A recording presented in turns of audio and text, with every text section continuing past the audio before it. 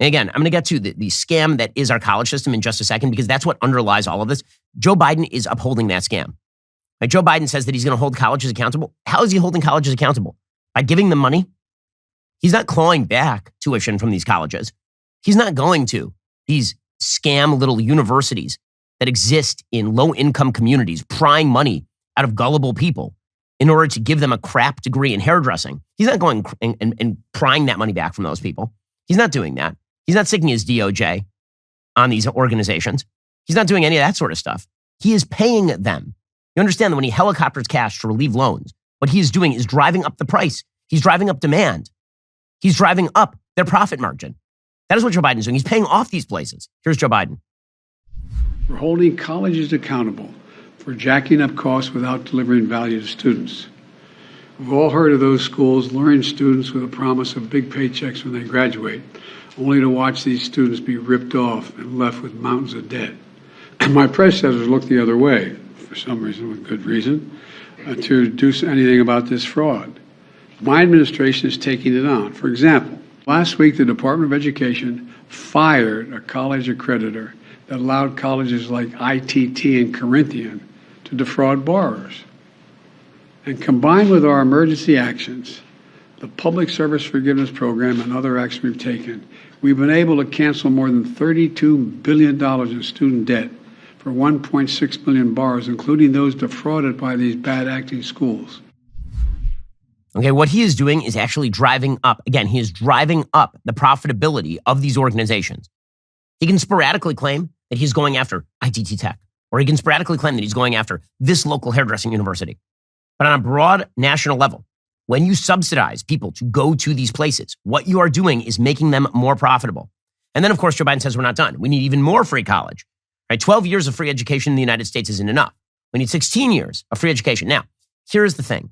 There are many places all over the world that actually do subsidize college. But one of the things they do in order to subsidize college is they start tracking you in junior high, in high school. They start moving you into a field of study that is likely to lead to a job. They are not interested on the government level in subsidizing your aspirations and dreams to be the next Andy Warhol or the next J-Lo.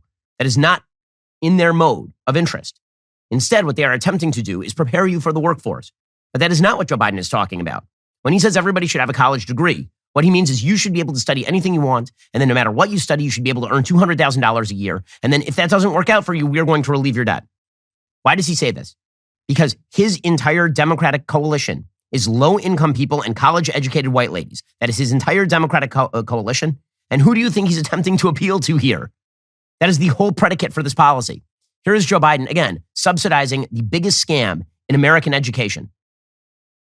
When America made 12 years of public education universal in the last century, we became, not figuratively, literally, the best educated public in the world, and better prepared than any other nation. And I would argue that it's one of the reasons why we were so successful and have been so successful. But as you've all observed, other nations have caught up.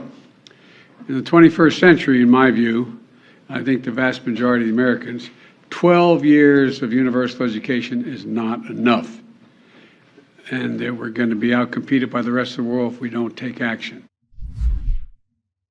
We're going to be outcompeted unless we start relieving student loan debt for people who, didn't finish college or didn't get a degree that was capable of earning them out on their loans. That's what's going to do it. Because here's the thing. America has a bifurcated higher education system. When it comes to STEM, we are really, really good. People from all over the world are still coming to top American colleges and universities in order to learn. Okay, and then there's the rest of the university system, which is, I keep saying scam because it really is. What you have to understand about the way that colleges work in the United States is we have been, since 1950, in the process of basically saying to most Americans that the baseline degree in order to hold a job is a college degree. And that is a massive mistake.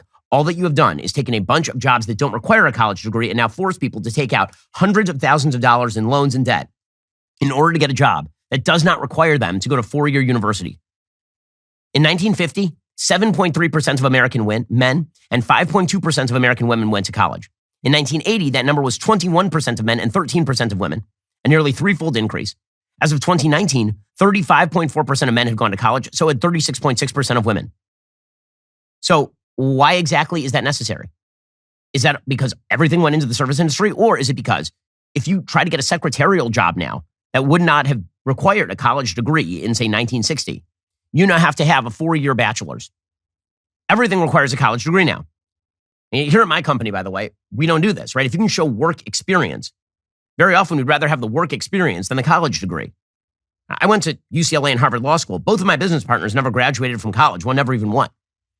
Okay, because the reality is that success in American life should not be reliant on receiving a credential from a top university where basically you learn to speak woke, where you learn how to put pronouns in your Twitter bio. But that's the entire goal here. This credentialism has largely come at the expense of blue-collar people, many entrepreneurial people who would have been better off just getting an apprenticeship in a particular business. Because here's the reality, and every employer knows this. When you get a kid straight out of college, you get two things. One, you know their IQ because you know where they went to college, right? That's all college is. It's a giant organizational feeding system. I would be better off in many cases just looking at the SAT score of people coming out of high school than I would them coming out of college. I know if they come out of college, two things. Where they went to college, which means their IQ, and two, that they have no idea how to do the job I'm about to put in front of them. Because no one in human history has been qualified to do a job coming out of college before doing the job. The way that you learn to do a job in the United States is by actually doing the job. All we have done is delay, for most people coming out of college, the actual business of getting on with their life by 4 years while they party and drink.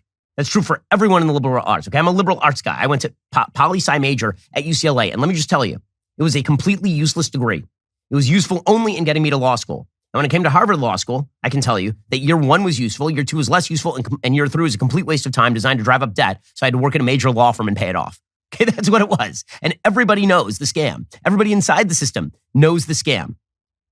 There's a study from Harvard Business School professors Joseph Fuller and Maniari Raymond in 2017 finding that degree inflation is undermining U.S. competitiveness and hurting America's middle class. Right? Degree inflation, the notion that you must have a degree to get X job when you really didn't need the degree for X job. Fuller and Raymond explained postings for many jobs traditionally viewed as middle skills jobs, those that require employees with more than a high school diploma but less than a college degree, in the United States now stipulate a college degree as a minimum education requirement. Our analysis indicates that more than 6 million jobs are currently at risk of degree inflation. That was in 2017. It's gotten much worse. And the people it's predominantly hurting are blue-collar people, minority people, people who may not have gotten a great high school education. Those are the people who are getting absolutely slammed. The demand for college graduates is leading to a massive increase in the number of Americans pursuing postgraduate degrees, right? Because if you go to college and college is the new high school, well, this means that postgrad is the new college. If you want to work as a teacher, you now need a master's in ed. So the credentialing and the inflation of the credentialing is now continuing across time, delaying people getting into the workforce, forcing them to earn more and more degrees. The number of Americans over 25 with a master's degree doubled between 2000 and 2018. 13.1% of people have a postgraduate degree as of 2018. And again, this doesn't mean that they are better qualified than if they had gone to if they had skipped college in the first place. Because the reality is that only by working a job do you actually get good at the job. Now, this doesn't mean that nobody should go to college. Right? If you're majoring in STEM, if you're majoring in medicine, if you're majoring in math, you should go to college. If you're preparing for a law degree and you need the pre-law in order to get the law degree, in a better system, you just go directly into law when you're 18 years old. But if you're not going to do that, then perhaps you have to get the degree. But the notion that everyone has to go to college is a complete ridiculous nonsense principle. It's stupid and it's bad, and it's bad for America. And what this means is that we now have a completely bifurcated economy, right? Your ticket to admission to the economy is now an inflated college degree, driven by a left-wing institutional bias in favor of people who go to these colleges. And so if you want to get a job, you have to go to these colleges. Between December 2007 and December 2009, which was the Great Recession, college graduates actually increased their employment by 187,000 jobs. Everyone else lost jobs during that period. So what do you think people are going to do? You've created an entire incentive structure for people to go to college. So people go and they take out debt. And then many of them shouldn't be in college in the first place. Many of them drop out.